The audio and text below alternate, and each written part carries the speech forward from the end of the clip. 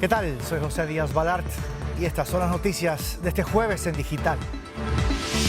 Noticias Telemundo Digital. Cruce letal. Un migrante muere y otros 8 resultan heridos al hundirse la panga con la que intentaban llegar a las costas de San Diego. Es el tercer incidente de este tipo en el último mes. Fuga de película. Hablamos con la pequeña de Florida que consiguió escapar de un secuestro. Alisa pegó pintura azul en los brazos del sujeto para dejar evidencia como había visto en una serie de televisión. Refuerzo de vacuna. Ejecutivos de Pfizer y Moderna creen que los vacunados contra el COVID necesitarían un refuerzo entre 8 y 12 meses después de la segunda dosis. Los vacunados en enero tendrían que volver a hacerlo en septiembre. Robots meseros. Restaurantes comienzan a utilizar robots para suplir la falta de trabajadores. Otros negocios consiguen superar la escasez de mano de obra, aumentando el salario de sus empleados.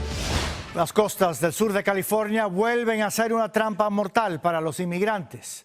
Un bote que transportaba a más de una decena de indocumentados se hundió cuando intentaba llegar a suelo estadounidense, en una ruta cada vez más utilizada por los traficantes de personas. Francisco Cuevas está en San Diego. Francisco, ¿cuál es el saldo de este último incidente? ¿Qué tal, José? En total son 8 los hospitalizados y un muerto en este fatal accidente, el tercero en su tipo en menos de un mes aquí en las costas de San Diego, al tiempo que la vigilancia fronteriza es más efectiva. Los traficantes de indocumentados están tomando rutas cada vez más peligrosas y esto habla de los riesgos que pasan los inmigrantes indocumentados en su intento por llegar a los Estados Unidos. Las imágenes son dramáticas y muestran a un grupo de inmigrantes indocumentados haciendo todo lo posible por ponerse a salvo esta mañana en medio de fuertes oleajes y temperaturas congelantes frente a las costas de San Diego. Rescataron a 10 personas. Algunas de las personas que encontramos traían los chalecos puestos, pero algunos estaban nada más agarrando el chaleco y no saben nadar. Los tripulantes cayeron de la pequeña panga en la que viajaban debido al fuerte oleaje. Los primeros en llegar al rescate fueron un grupo de surfistas que auxiliaron a los inmigrantes, como ha ocurrido en incidentes similares en fechas recientes. Hemos visto un incremento en estos eventos marítimos. En este incidente, el servicio de guardacostas logró rescatar a todos los tripulantes del bote y trataron de revivir a uno de ellos que encontraron inconsciente debajo de la embarcación. Pero los esfuerzos de emergencia no fueron suficientes para salvarle la vida.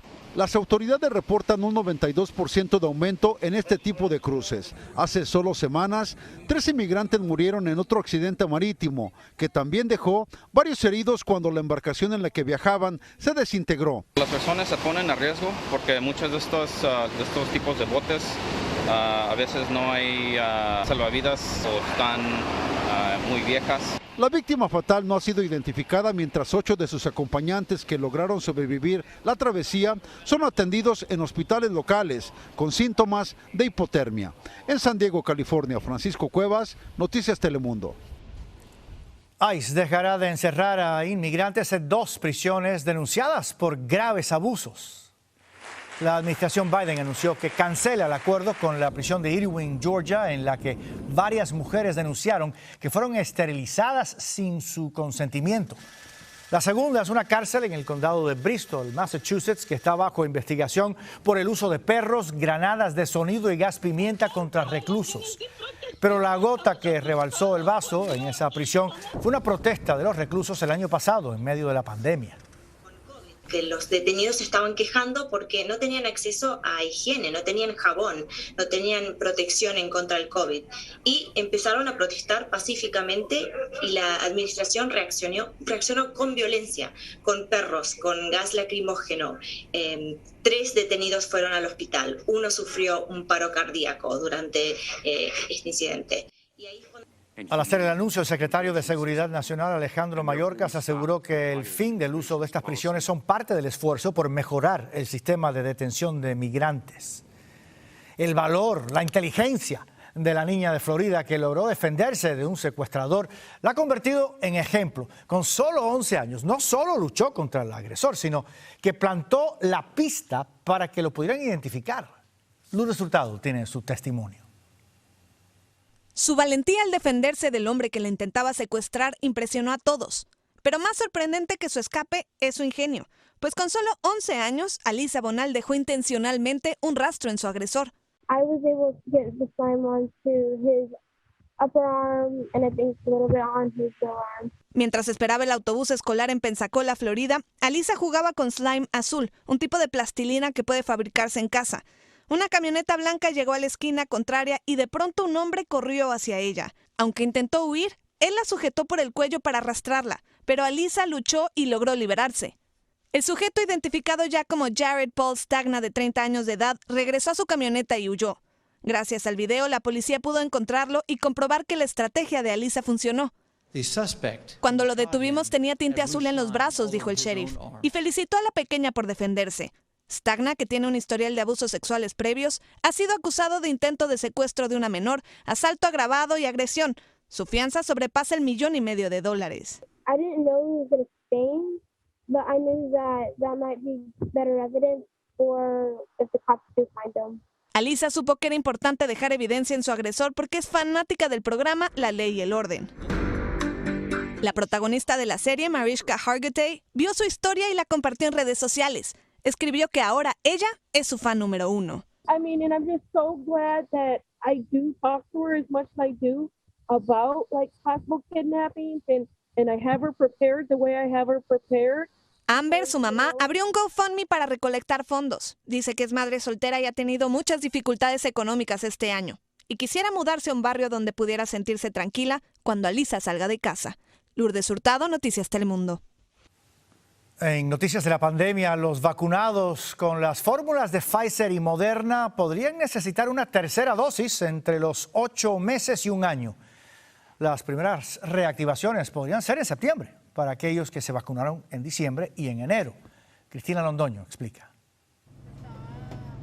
En medio del destape, de los primeros días de regreso poco a poco a la normalidad, en que queremos cerrar, así sea con fuego, el capítulo pandemia, llega la noticia de que los pinchazos no serían cosa del pasado. Según nuestros datos, necesitaremos refuerzo de 8 a 12 meses después de la primera tanda, dijo el presidente de Pfizer. Mientras, el de Moderna escribió en un correo electrónico que como país preferiríamos estar 2 meses adelantados que 2 meses atrasados con contagios en varias partes. Esta familia está totalmente de acuerdo. Si nos dicen que tenemos que vacunarnos por tercera vez, nos va a tocar vacunarnos por tercera vez. Pero el doctor Sepúlveda dice que la decisión aún no es definitiva y que la dosis número 3 no sería para todos. Mayores de 65 años, personas que tienen una inmunidad inmunocomprometida, esas personas que son más vulnerables. Pero para recibir el refuerzo no tendríamos que ir a centros de vacunación masivos. Según los expertos, como hay suficientes dosis, esto ocurriría en farmacias o en la consulta de su médico. Lo difícil es si será convencer a los que aún no reciben ni la primera dosis. Primero a veces dicen una cosa y después resultan diciendo otra cosa. Y a veces verdaderamente no son tan transparentes como tendrían que ser con la gente. Para ganárselos, $5 million. Boletos de lotería o raspaditos con premios millonarios ofrece el gobernador de Nueva York a los que cedan y se dejen pinchar. Cristina Londoño, Noticias Telemundo. El número de personas que pidieron ayuda por desempleo volvió a caer la semana pasada, una señal de que el mercado laboral sigue recuperándose poco a poco. Poco más de 400,000 estadounidenses solicitaron subsidio al perder el trabajo. Es un mínimo no visto desde que inició la pandemia y por debajo de lo que habían predicho los expertos. Y mientras algunos no tienen empleo, dueños de restaurantes en todo el país siguen teniendo dificultades para encontrar trabajadores. Como cuenta Rogelio Morataglia, algunos han optado por reemplazarlos con robots. Su nombre es Astro y se encarga de llevar la comida y las bebidas a la mesa de los clientes. Es uno de los robots que muy pronto podrán verse en muchos restaurantes del país y que aparecen como una buena alternativa para los negocios que están batallando para encontrar empleados. Es un tiempo difícil. Nosotros tenemos que pensar cómo podemos sobrevivir. Y en este tiempo estamos pensando de los empleados en una manera que yo creo que la tecnología puede ayudar al humano. Cada vez son más las personas que se animan a comer fuera de casa y no son pocos los restaurantes que al aumentar su capacidad buscan más empleados. Estamos buscando más cocineros en las mañanas y un cashier en las tardes. Aunque algunos propietarios de negocios atribuyen la falta de trabajadores a los beneficios del desempleo, esta heladería en Pittsburgh, Pensilvania, enfrentaba el mismo problema hasta que decidió aumentar el salario de sus empleados de $7.25 a $15 por día y comenzaron a recibir cientos de solicitudes. Ahora venden más porque la gente respalda a los negocios que pagan bien a sus empleados, explica el dueño de la heladería. Para algunos restaurantes es un momento difícil para aumentar el salario, pero los robots, según sus creadores, generarán ganancias a los empleados. Ya está listo Astro para servir la enésima orden del día. Los restaurantes que han implementado esta tecnología lo hacen para cubrir la falta de trabajadores, pero también para ayudar a los que regresaron a trabajar. Un mesero puede caminar como 5 a 7 millas diario, entre 6 a 8 horas diario. Eso es difícil. Con Astro caminarían y cargarían menos para ofrecer una mejor atención a los clientes. Y entonces la propina podría ser mejor. Rogelio Moratagle, Noticias Telemundo. En Guatemala, un sangriento enfrentamiento en una cárcel dejó al menos 7 fallecidos entre los reos.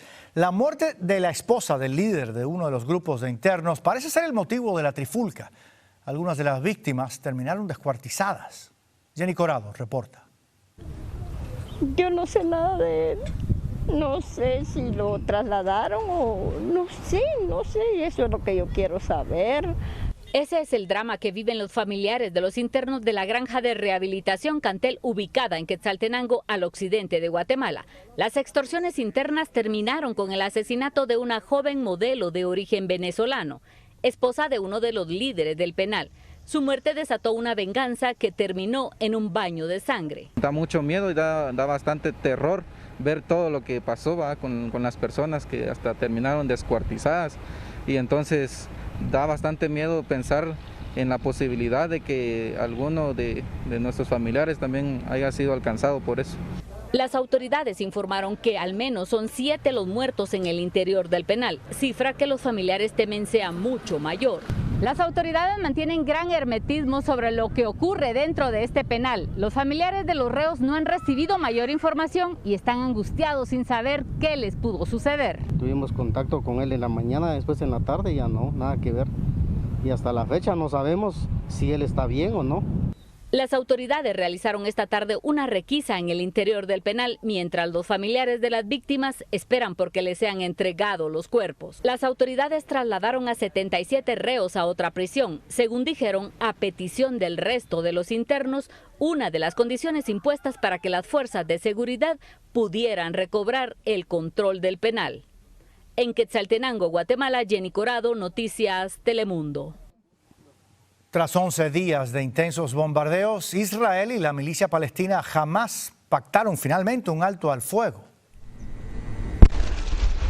El gobierno israelí aceptó hoy la propuesta negociada por Egipto para cesar la ofensiva militar que ha dejado más de 230 palestinos muertos en Gaza y al menos otros 12 fallecidos en Israel. La tregua bilateral se produce un día después de que el presidente Biden endureciera su postura para frenar la escalada bélica. Mis conversaciones con el primer ministro Netanyahu, lo felicité por la decisión de llegar a un cese al fuego en menos de 11 días. También enfaticé lo que dije a lo largo de este conflicto. Estados Unidos apoya plenamente el derecho de Israel a la autodefensa contra ataques indiscriminados con cohetes lanzados por Hamás y otros grupos que han cobrado las vidas de vidas inocentes en Israel. Biden también dijo hoy que espera que esta tregua sea una oportunidad para avanzar a una paz más duradera. El cese al fuego acordado entre estas dos entidades entra en vigor esta misma noche. El feminicida serial de Atizapán, en México, confesó hoy haber matado al menos a 3 mujeres, aunque sus víctimas podrían ser decenas. En una audiencia reveló que como era carnicero, le fue fácil desmembrar a sus víctimas. Isa Osorio tiene lo último del caso. La soñaba, no lo niego, caí en depresión. Silvia buscó durante 4 años a Flor, su sobrina, quien podría ser una víctima del feminicida serial de Atizapán, pues encontraron su identificación oficial dentro de la Casa del Terror. Ahora realizarán pruebas de ADN para identificar sus restos. En sí le van a sacar el ADN a mi sobrino. De ahí ya nos van a decir qué sigue, qué procede. Por lo pronto, en el penal de Barrientos, Andrés Mendoza fue vinculado a proceso por el feminicidio de Reina González, a quien asesinó y después desmembró adentro de su domicilio, delitos que él mismo confesó en la audiencia. Pero ya lo escucharon ustedes, él pues de una u otra forma acepta la conducta. Mendoza también aseguró que era carnicero y que eso le facilitó desmembrar a sus víctimas. Según la Fiscalía, no se ha mencionado actos de canibalismo. En la audiencia estuvo presente el esposo de Reina, quien descubrió los restos de su esposa dentro de la casa del feminicida y dio aviso a las autoridades. Y en ningún momento tenía una relación sentimental. Por ser un viejo es que lástima se le tenía y se le iba a visitar. Andrés Mendoza llevaba varios años viviendo en esta casa. Vecinos aseguran que incluso era representante de la colonia. Pues nada más, hola, buenas tardes, buenos días. Y hasta ahí, ¿no? Andrés Mendoza confesó 3 feminicidios, pero las autoridades aún investigan más casos, pues encontraron una libreta con 29 nombres de mujeres. Podría recibir una sentencia mínima de 40 años y máxima de cadena perpetua. En México, Isa Osorio, Noticias Telemundo. Otra noticia de alto impacto en México es la orden de arresto contra el gobernador de Tamaulipas, Francisco Javier García Cabeza de Vaca, por presuntos vínculos con el narcotráfico y lavado de dinero. Gracias y buenos días.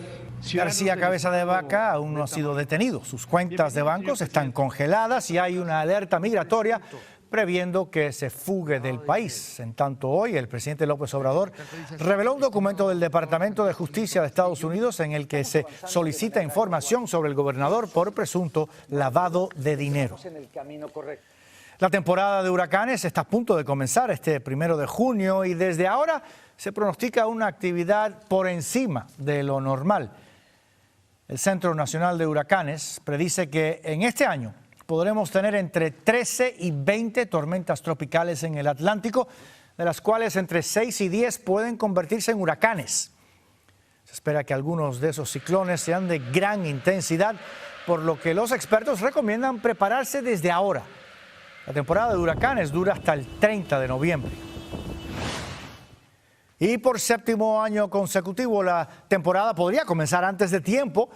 Ya se está vigilando un sistema que tiene 80% de probabilidades de convertirse en la primera tormenta del año en las próximas horas. Su nombre sería Ana.